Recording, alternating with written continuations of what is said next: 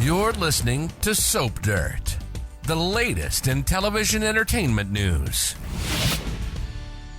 Hey, Days of Our Lives fans, I've got your 2-week spoilers for November 24th through December 5th. We've got Brady terrified and Julie shocked. It's Belinda from Soap Dirt. If you're not following us, please reach down, click that subscribe button. And by the way, since Days is streaming, we have a full week of episodes on Thanksgiving week, while all the other soaps are going to be having some preemptions to deal with. So yay for that. On Monday, November 24th, we've got Sarah in a life and death situation. She's in anaphylactic shock thanks to Rachel and some pistachio ice cream. Her dad, Brady, demands answers from Rachel, I'm sure, on why would she hurt Sarah like this. And I do wonder if Brady is going to believe Rachel or doubt it when she says she shot EJ and it wasn't Kristen. Brady's initial assumption may be that somehow Rachel is trying to exonerate Kristen so she won't be in trouble for this prison break, but it is the harsh truth, as we all know. Marlena has some things to say to EJ and confronts him, and I wonder if she's going to blast him about the lab cuts that may have screwed up her diagnosis. However, Marlena may also be warning EJ that Rachel has her memories back about the shooting and how they need to handle this, and I don't think she wants EJ involved. Gwen confronts Leo. She corners him in Horton Town Square outside Sweet Bits.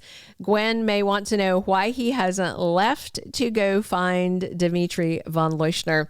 She and EJ need Leo to stop poking around the lab, and so Gwen cooked up this wild goose chase she was hoping to send Leo off on.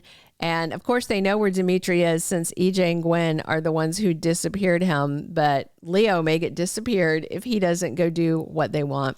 Kayla has an update for Belle, and I wonder if it is firm confirmation of Marlena having Lyme disease or if the carditis is caused by something else. I'm assuming that Kayla is catching Belle up because Sarah has her own medical crisis on Monday and probably isn't seeing patients since she is a patient at that point. Tuesday, November 25th, Alex is pushing Stephanie about something, and it may be about Jeremy or the book tour. Brady tells Belle something difficult, and it may be first about Rachel hurting Sarah. I'm sure that's going to come up.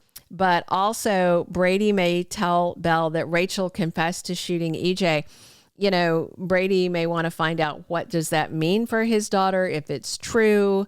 What does it mean for Kristen since she's run off out of prison? So he may want her to talk to him as a DA, but without making it official. Tate opens up to Ari, and he may be confiding in her about his troubled sister Rachel, his sick grandma, lots of things going on. Holly does well with an interview, and I wonder if this is about the Horton documentary or that job she's been wanting at Titan Publishing. Erin has a run-in with Chanel that's awkward. She's got Erin's baby with her. I'm sure Chanel will be gracious to Erin as Trey's bio dad, but this all happened so fast for Erin while Tate had a lot of time to process it. And then this just all was like, oh, you have a baby. Here, sign away your rights. And oh, here's your son, you know. Also, this Thanksgiving week, we've got the teen scene with Tate and Ari and Holly and Erin hanging out and toasting to friendship, probably while avoiding being with their family, but they are still all going to have Thanksgiving time. On Wednesday, November 26th, we've got Jennifer coming clean to Julie. And I wonder if Jennifer is going to tell Julie that she hired Justin Kiriakis to go after custody of Chad's kids. Julie's going to be shocked.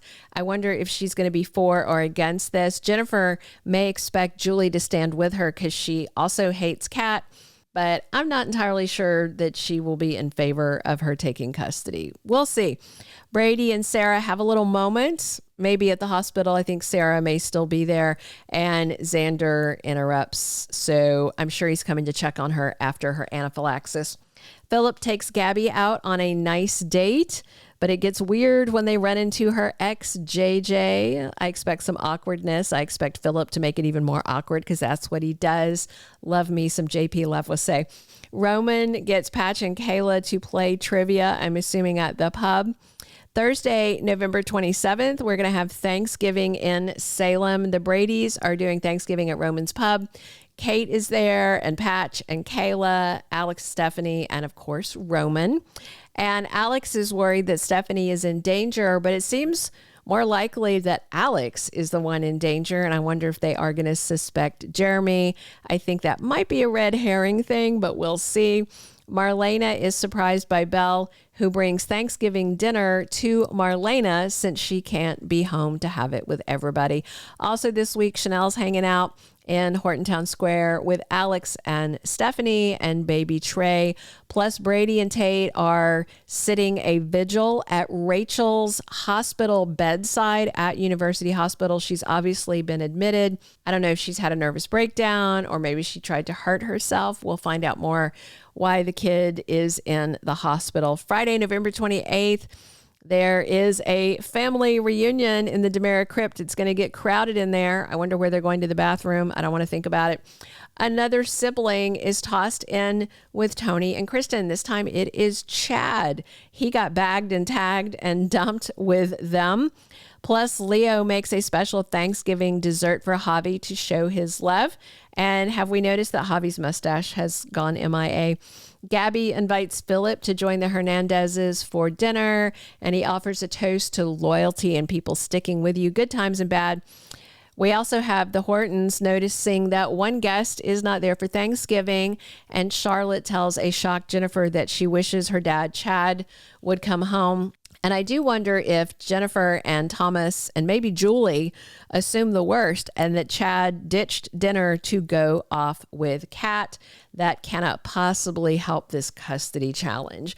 December 1st through the 5th, we've got some questions about whether EJ is the one snatching his siblings and whether this forced reunion is part of his weird plans with Dr. Rolf and the sketchy science lab.